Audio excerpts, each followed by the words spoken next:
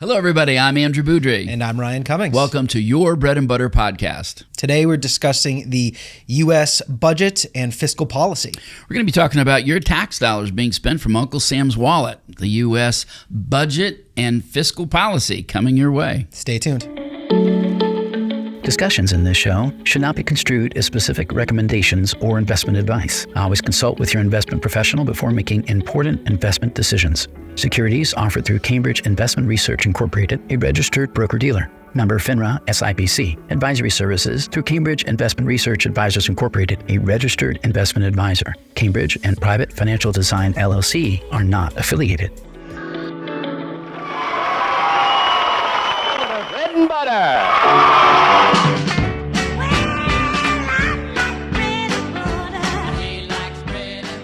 Hello, everybody. Welcome to your Bread and Butter podcast.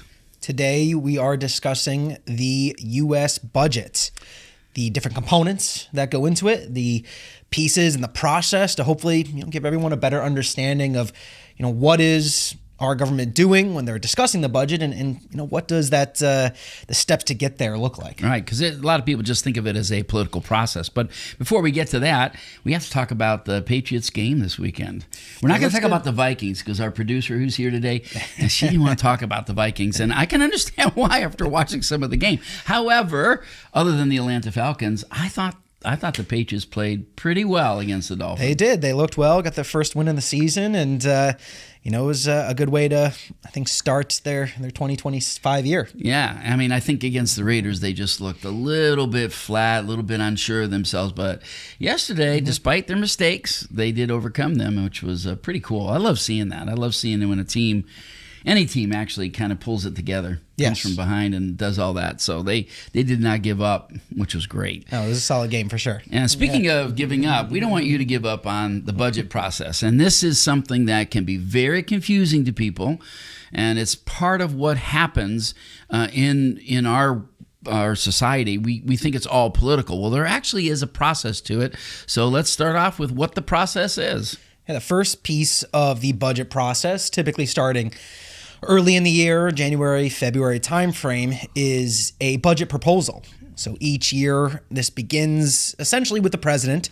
It'll come out with some sort of proposal or high-level plan of the spending for the year, or the upcoming year, I should say. And because this is all for the subsequent year, right? This is happening early February, let's say, of 2025 for the 2026 year. Right. So he has to submit it by the first Monday in February. Right. So, the guy just got appointed into office, and then he's, 2 weeks later, he has to present a budget. First Monday in February, it's got to be presented. So quick turnaround, and we're seeing things like, for example, priorities for where spending is going, revenues, borrowing, deficit projections. All these things are included in this report for the upcoming year. And like I mentioned, it's for the subsequent fiscal year. Now, it's not quite a calendar year. Right. Fiscal years and calendar years are a little bit different. Calendar years, January to December. A fiscal year for government or for business can be from any date to any date, depending on how they want to report it. In this case, for the government, it's October 1st to September 30th. And there's a lot of actually corporations that do their fiscal years the same way. So what is influential about this is that when the president submits a budget, according to the Constitution and the laws that are in the land, it is actually a recommendation. The Congress is actually supposed to hold the powers of the purse. Right. This is just the starting point, just the layout, if you will, the plan. So the next step in the process after that gets submitted actually is part of the Congressional Budget Resolution process. And this usually occurs in the spring. And after getting the request, the House and the Senate budget committees, they each draft budget resolutions. And these resolutions set overall spending revenue levels, but does not fund specific programs. The House and the Senate then negotiate on joint budget resolutions, which is supposed to be passed by April 15th. And this resolution provides a framework for appropriations, tax, entitlement legislation, but does not go to the president's signature. Now, we already just went through all of this, and it was a brutal process. And basically in this time frame, they did make their priorities known, and then that's kind of where all of this occurs. So now we're at the next part of it, at the end of it, which is the appropriations. Yeah, and even just as part of that budget resolution, just one last thing to touch on there, that's where we see, tweaks and concessions given on either side. You see that things that maybe were originally proposed that maybe don't make the final bill, and maybe things that weren't proposed at all that do make the final bill. So you'll see those tweaks in that process.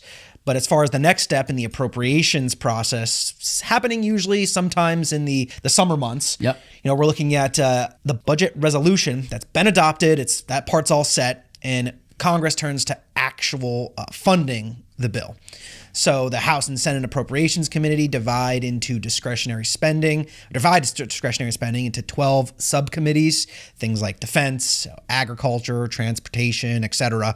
And each subcommittee drafts an appropriate bill covering specific agencies and programs. So they're coming up with that spending allowance, if you will, for the upcoming fiscal year. Correct. Now, these bills are supposed to be debated, amended, and it's got to pass both chambers. And, basically, ideally, by September 30th, all of these things are submitted so that by the end of that fiscal year, things are in motion. Now, the appropriations side of things, we here in Western Massachusetts have somebody that's a senior Democrat that's been on the Appropriations Committee for a long time, Congressman Richard Neal.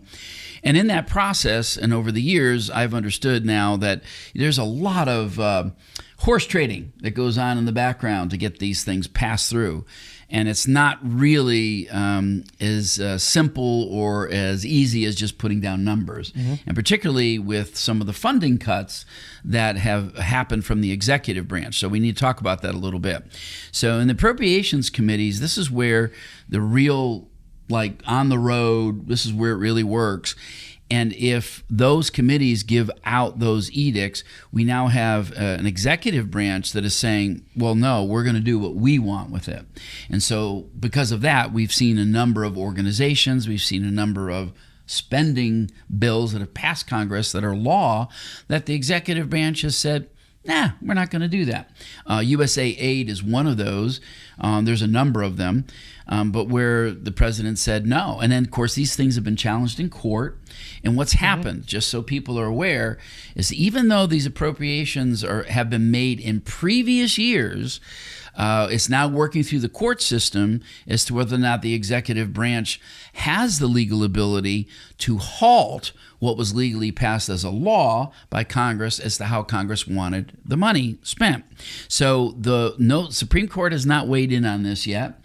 If anything, the Supreme Court has delayed a decision on it by sending it back to the lower courts to study the constitutionality.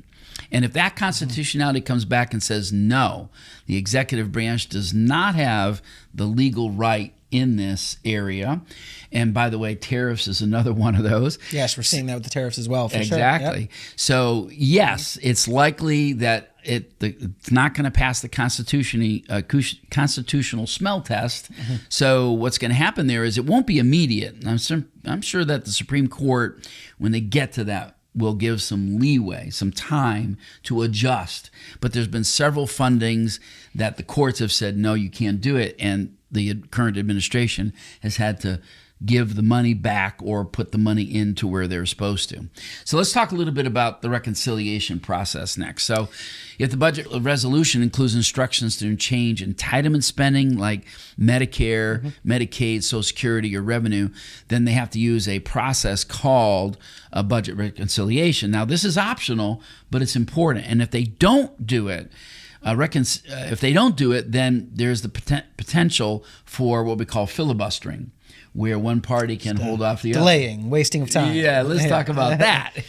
Yes, that's a process that it's been used a lot of times in Congress or even the Senate, where it's just simply a delay tactic. Right, it's a way to just push things back and say that you're maybe still discussing it, or one side is still wanting to figure out the mechanics of it, when in reality they're just trying to push it to the last minute. How many times in you're younger than me, but how many times in your life has it been that you've got to this point and you've heard the government's going to shut down. Oh, dozens of times. Right, dozens of times. It just happens all the time. Yep. And by the way, just so you know, so what other countries in the world, shut down their government or threaten to shut down their government? How many? I imagine there could be a few others, but I don't know an exact amount. Yeah, there's none. There's zero. Okay. There's zero. There's 195 other countries in the world that actually have no process for shutting down the government. Right. Well, that tells you something. We're the only ones. We're the only ones that threaten with that. So anyway, we don't, at this point, there's was a ruling passed for getting some of the nominees through, where they're just voting on a simple majority. Whether they're going to hold that true for the budget or not, I don't know. So let's move on to the next conferencing and final passage. Assuming reconciliation passes and we got these final numbers in place, we're coming into the final steps of this budgeting process, the conference, final passage, as you were just mentioning. So if the House and Senate, they pass different versions of appropriations or reconciliation bills, the conference committee resolves the differences. So they'll come to maybe some kind of compromise, middle ground, and both chambers must then pass an identical version, which makes sense. You need one version to be the final version going into the upcoming year. And then the appropriations bills goes to the president for either a signature or a veto. Yes, and what's happened over the last several decades and the 12 times you're talking about, and when they can't finish on time, they just pass a resolution, a continuing resolution, just to keep everything funded at temporary levels. Sometimes they're multiplied into an omnibus bill to speed up the passage of it, that's sometimes. But one of the things that's happening right now, they're going to defund or they're trying to reduce the budget of the Federal's Bureau of Investigation, FBI's medical examiner office. And you know how they're going to do it? No. They're going to cut the coroners. Yeah. Okay. Yeah. Let's take a look at this chart. Walk us through the chart, Ryan. Yeah, so this is essentially just a visual representation of the process we just discussed. So assuming we get through all of those pieces, we get to reconciliation and the final proposal and signed by the president, then that new fiscal year begins October 1st, like we were mentioning, and if there's appropriations are not passed, the government enters a shutdown or for non-essential services. So that's like we were talking about the constant threat that always seems to be looming around this time of year. But that's assuming it doesn't and gets through this little flow chart of process here, the government is able to avoid a shutdown and continue into the new fiscal year going forward. Now, on that note, if you can look at the chart, you can see here we've tried to color code it a little bit because each step in the process is a little bit different. And understanding the process is very important. And I know it can be frustrating for people. And I can remember back in the spring of May of 24, which last year, where the government was having a little bit of a crisis because there was some kind of continuing resolution to keep something going, and there was a threat to shut down the government. And I remember a client calling in being very concerned about the government shutting down.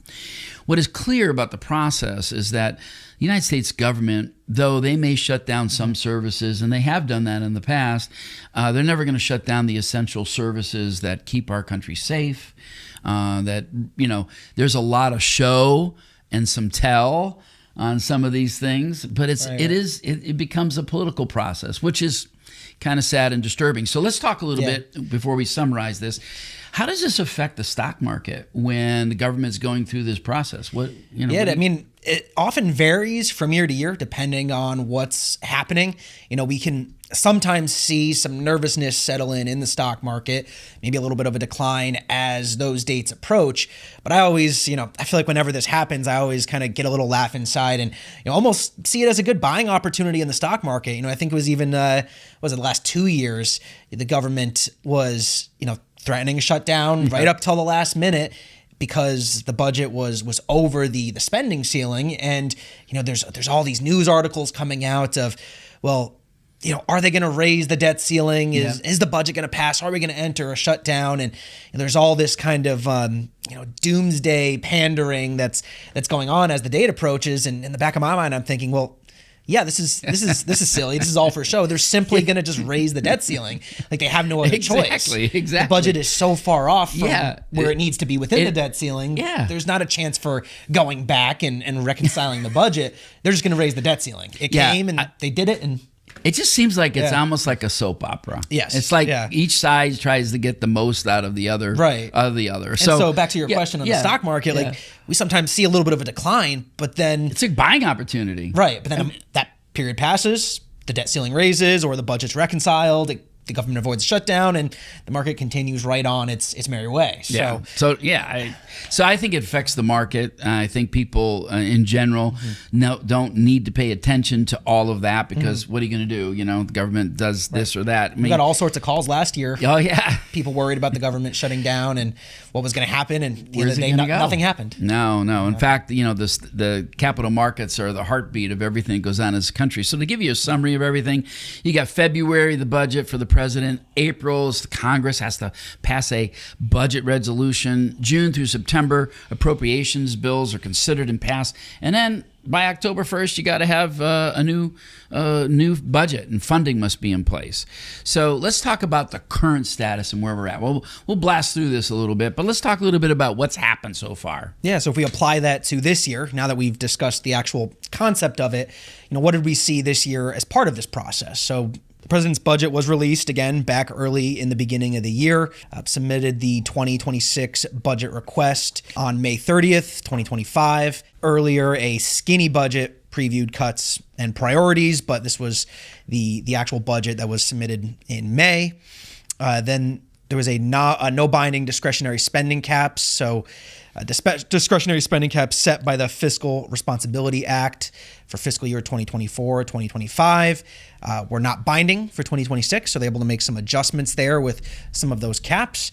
However, there is discussion and expectation that Congress might limit discretionary spending growth to about 1% above, that is a bipartisan thing because the government, at least those who are responsible enough, are looking at the federal deficit and saying, we've got to find a way to cut spending. Got to cut that spending down. At least is a good first step. I mean, the government does have to recognize that the spending and the rate of increased spending, it needs to stop or it needs to significantly slow down, or else it's going to be this runaway train that we aren't going to be able to stop. Yep. And right now the House and Senate are starting to work now that we're going to have Senate and House come back in session. And then they're going to have to develop allocations within their subcommittees for the 12 appropriation bills because there's 12 bills that have to be appropriated by the Congress because they're the ones that are the purse keepers. They're supposed to be the ones doing that. And then the Senate solicits their appropriations requests, and then they give it directly to the House, and everybody comes together and works on that. Now, the budget resolution status, it's not entirely clear whether a new budget resolution for 2026 has been really agreed to yet. It's not one we have to have one that sets the overall revenue scale as well as the spending and deficit targets. Like if there's going to be a deficit, what's the target? Right. So the House passed a resolution some time ago, but as of now, the Congress is still negotiating, that top line, those beginning numbers. Right, and if they can't, get to that resolution of those top line numbers, there is a risk of using a continuing resolution. So given that the fiscal year does start October 1st of 2025, in the congressional appropriations, they work behind schedule, and if they can't get to that agreement in time, they'll need to pass this continuing resolution just to keep the government funded temporarily, essentially a means of giving them a little more time. Exactly. And if I were a betting man, and I don't gamble, but if I were a betting man, well, the only thing I bet on is my golf game, which that's why I'm broke. I don't have any money, because of golf. Now, the truth is that this is likely to happen. There's not a whole lot of bipartisanship going on right now, so it's very likely you will see a continuing resolution. And then you're going to get some appropriations bill that are being drafted, and they're making some interim allocations for these subcommittees. And the Senate might wait for reconciliation work before doing all of its own allocations. So let's talk a little bit about the current status. We'll look at the chart. kind of walk them through it again one more time. Yep. So again, just a summary, a visual representation of what we just discussed. But the budget released was in May. Congressional debating budget resolution. That hasn't finished yet, but that was earlier this year. It started, continuing on today. House and the Senate were then drafting an appropriations. So 12 subcommittees, those bills that we were talking about were put out. Then the senators submitting funding requests, so CDS and earmarks.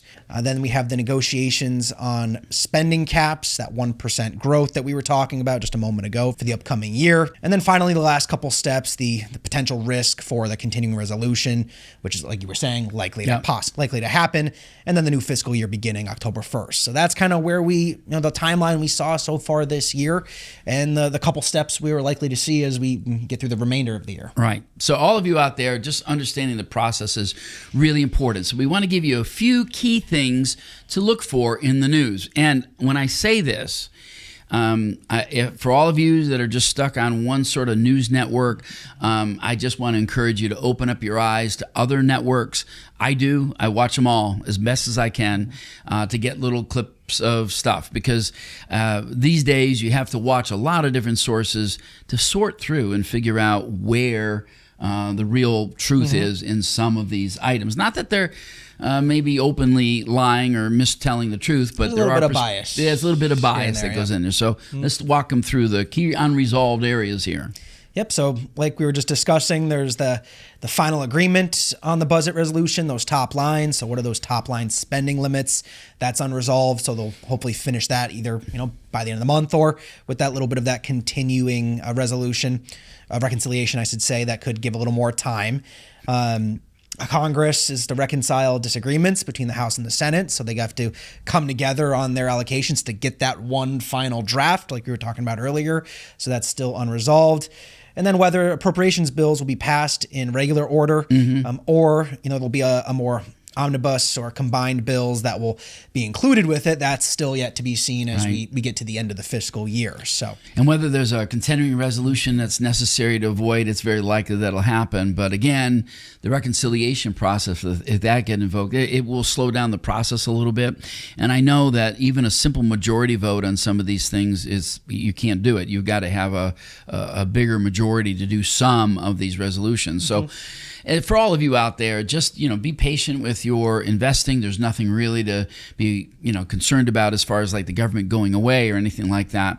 I will say this, that a lot of people look at September as a very volatile month in the stock market. It can be. And it can be. And it's a lot of it is due to this. But October can also be a very volatile month. And oh, by the way, November can be a volatile month. Oh, by the way, December, if you get my drift, it could be any month.